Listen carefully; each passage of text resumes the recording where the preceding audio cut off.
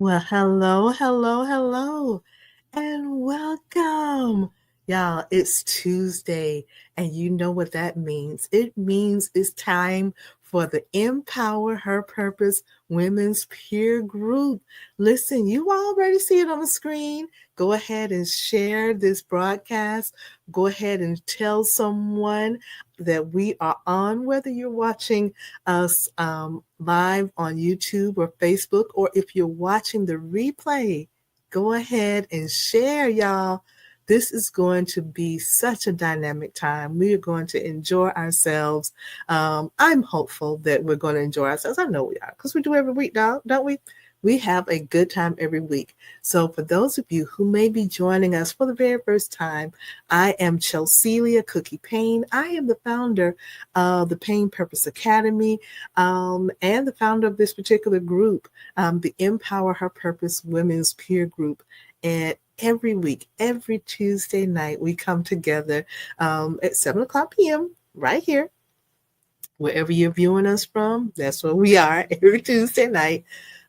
Just sharing hope, inspiration, um, wisdom, encouragement, prayers, faith, every Tuesday night. And tonight is no different. I'm so blessed to have you all with us. Tonight, our topic that we're going to be focusing on is what I believe is going to be a blessing to you, because we are not too broken to be blessed.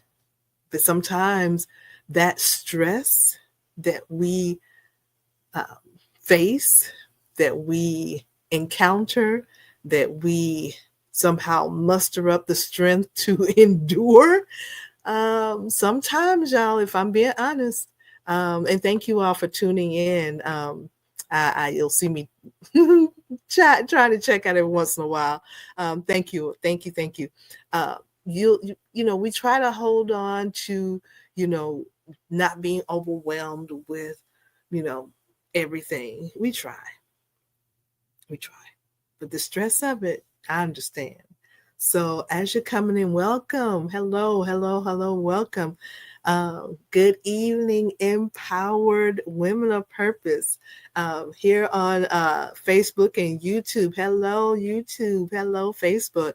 Welcome back to our Empower Her Purpose Women's Peer Group, ladies, where faith meets real talk. Yeah. Where faith meets real talk, where healing meets purpose. That's the Empower Her Purpose mantra here. And so I am your sister on this journey. Again, I am Chelsea Cookie Payne. And listen, we're going to have a good time.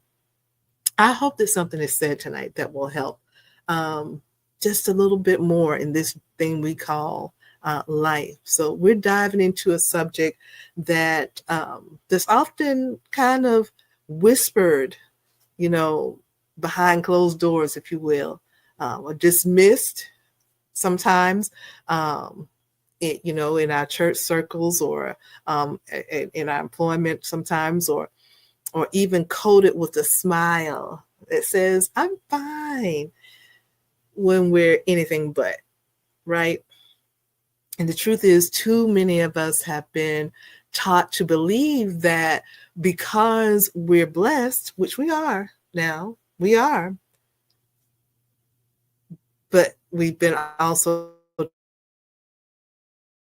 taught that because we're blessed, we can't be broken. Because how? That because we're anointed, that we shouldn't get angry. Even the Bible says, be angry, but sin not. Sometimes anger comes. It's a human emotion. Or even here's one even better for you. Or not better, but because you're anointed, everything should be all right. But y'all know. You already know. But let me share with you tonight that being called does not mean being immune. We're not superheroes.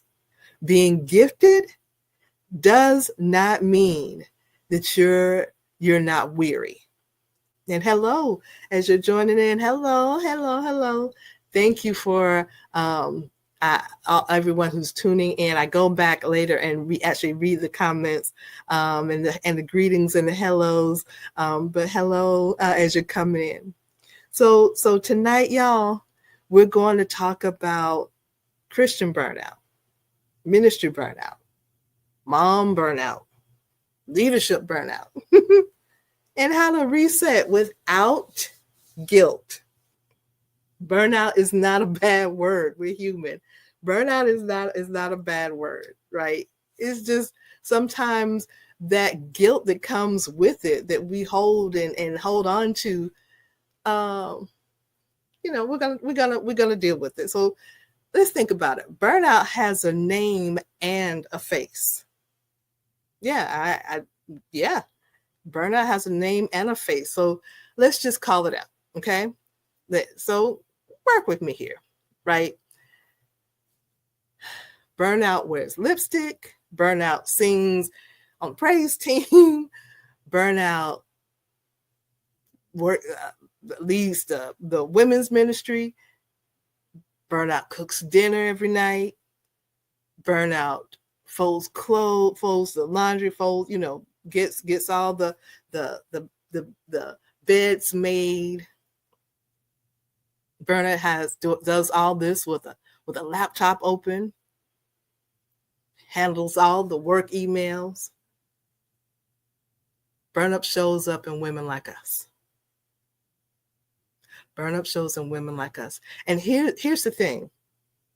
Burnout doesn't look like quitting.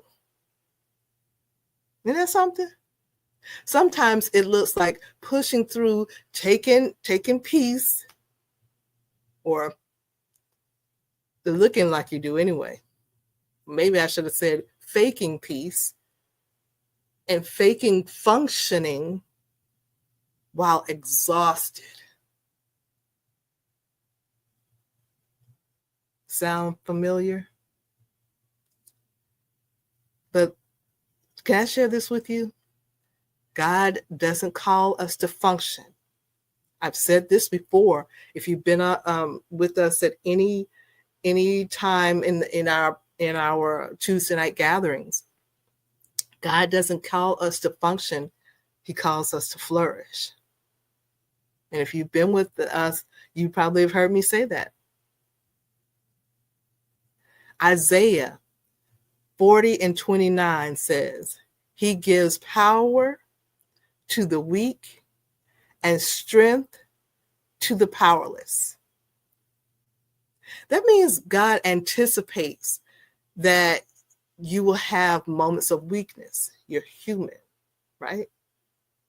He already made provision for it. He created us. But if we're too busy pretending, yeah, I said it, yeah. If we're too busy pretending, we can't receive what's already been promised. How can we? So let's do this. I want you to pause right now and ask yourself whether you're wherever you may be as you're tuning into this broadcast. Just take a minute, just take a second and just pause and ask yourself, right? You guys know I always say, take a deep breath, let it out. Ask yourself, have I been surviving where I should be surrendering? Yeah. Have I been pushing where God has been saying, pause? Ask yourself. I just, hey. So as we move forward, ladies, let's talk about the silent weight of the strong woman. Yeah, we hear that, that strong woman mantra, that is not a compliment. If you think about it, why do I always have to be strong? At some point, you get tired.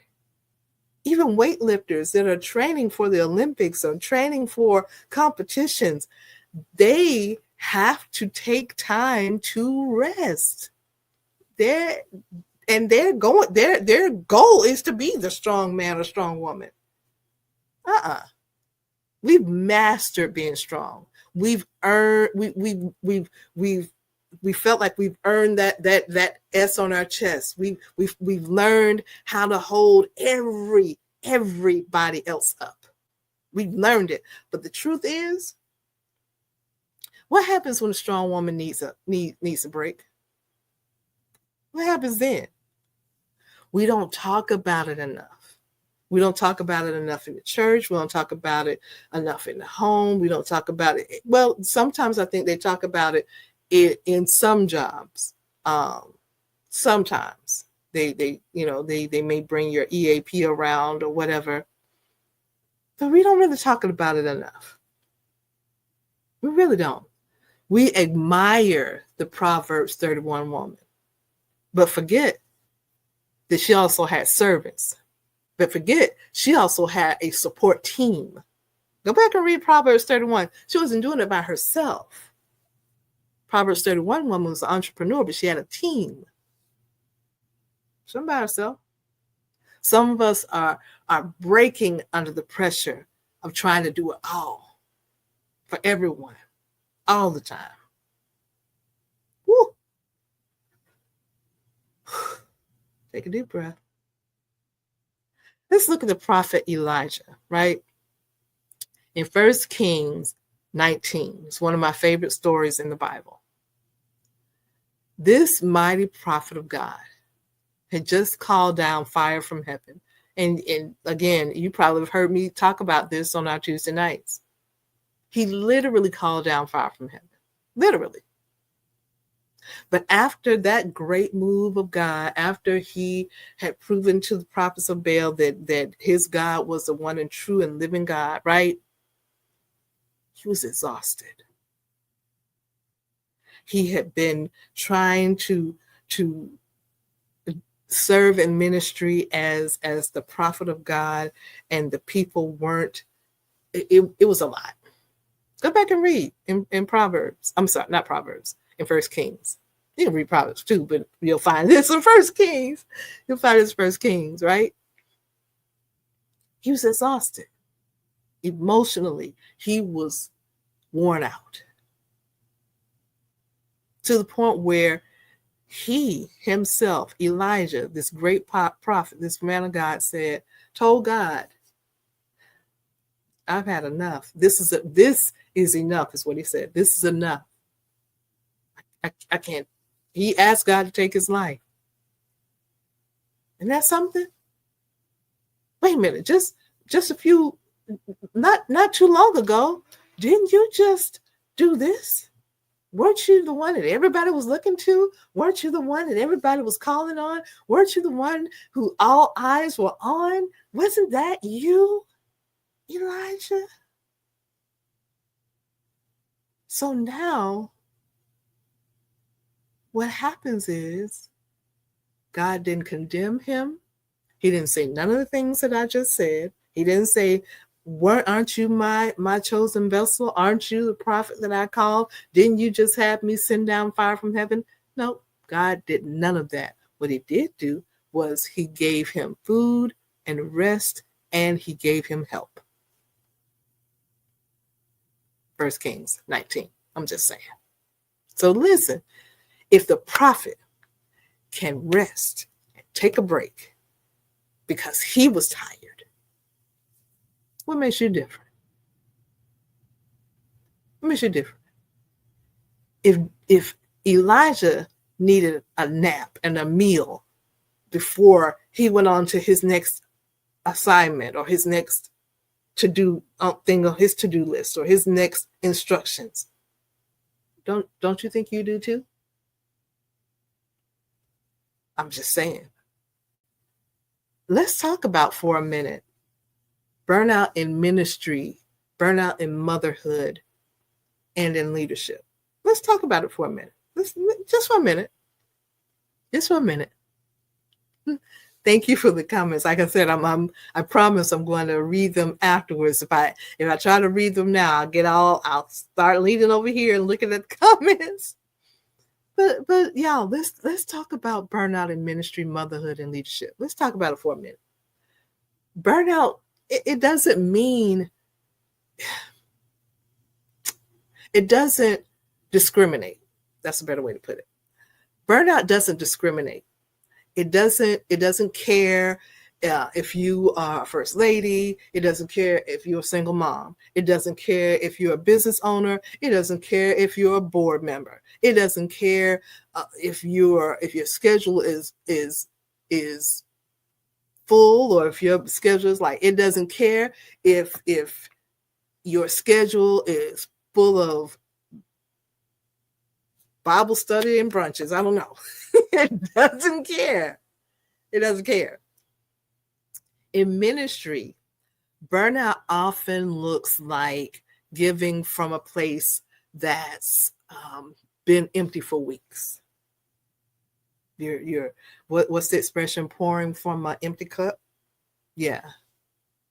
Burnout in motherhood, it could look like excuse me, it could look like constantly pouring with no time to pour in to be poured into.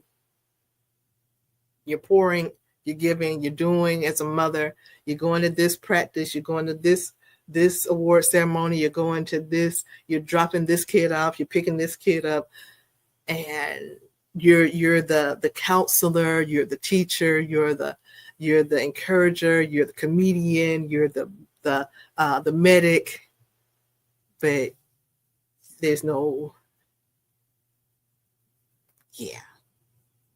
motherhood. And then burnout in leadership, it's like leading people while silently doubting your ability to even lead yourself.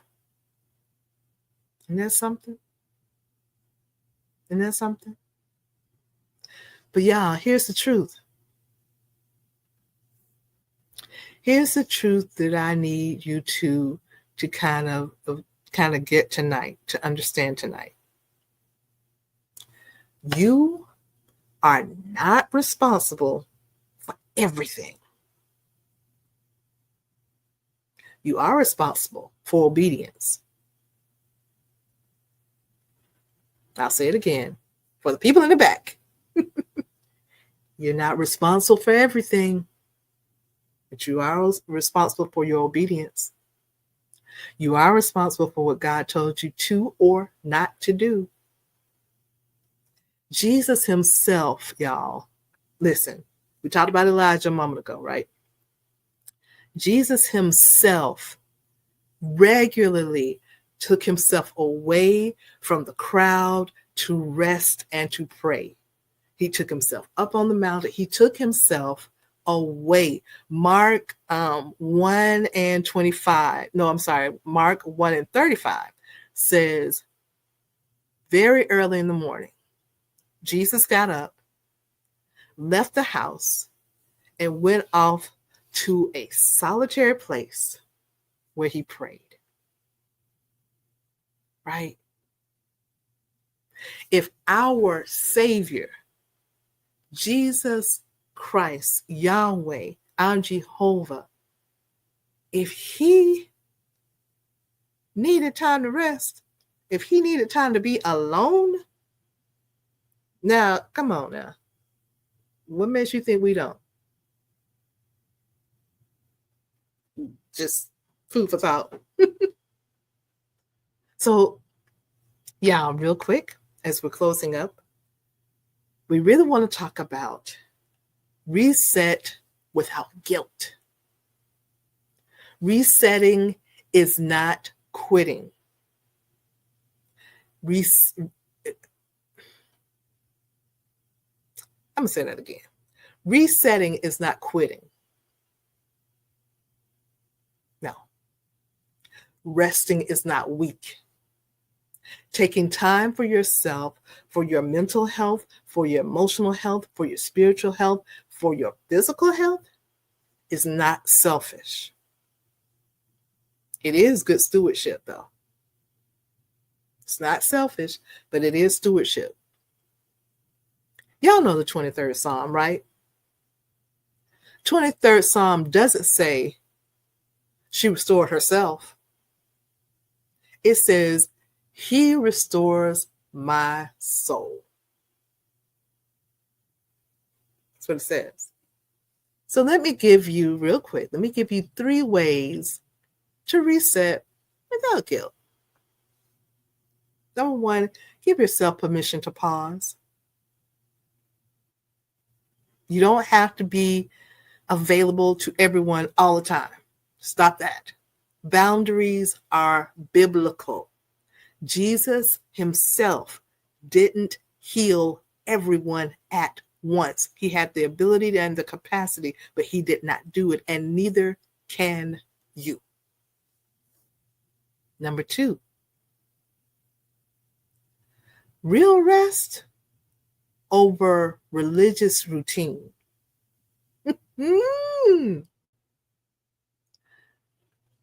Rest doesn't mean lying down while your mind keeps racing. No.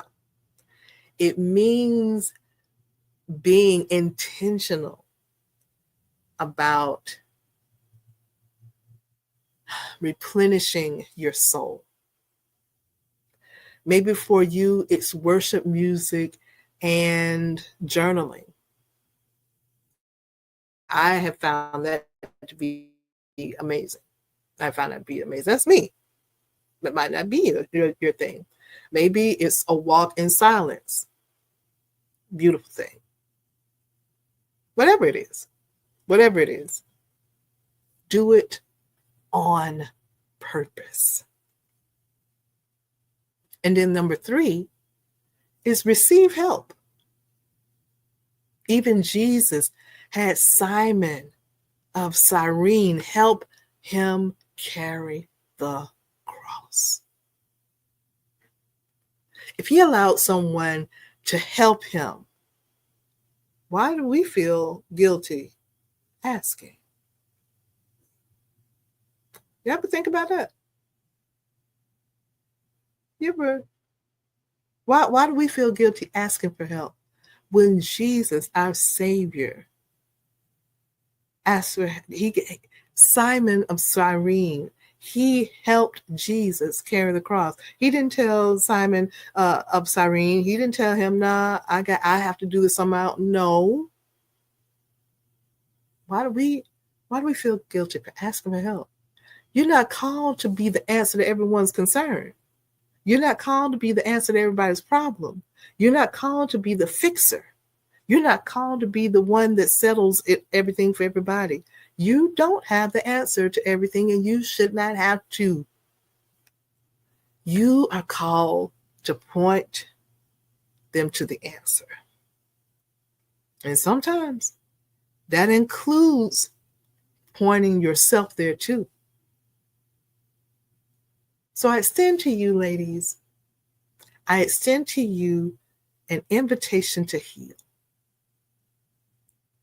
Yeah, an invitation to heal. So I believe that God is calling some of us to rest without apology. Without apology. Without apology. To stop hiding behind the smile. To break the silence of burnout. To stop equating being busy with being blessed. You can be blessed and still be breaking, but you don't have to stay that way. That's the thing. You don't have to stay that way. I believe tonight is a divine reset, a holy pause, a sacred intermission, if you will. And so, as you give yourself permission to breathe, God will begin to breathe fresh life into you. Isaiah 30:15, it says, in returning rest, you shall be saved. In quietness and in trust shall be your strength.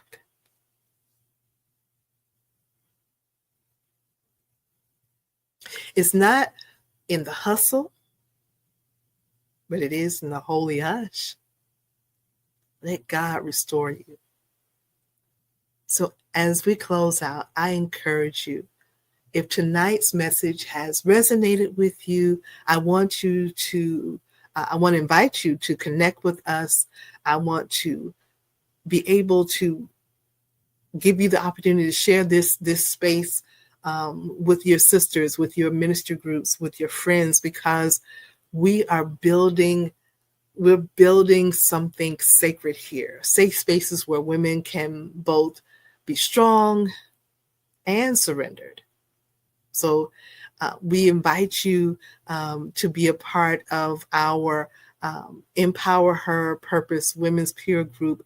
We will be launching, oh my gosh, the countdown actually is going to be starting soon.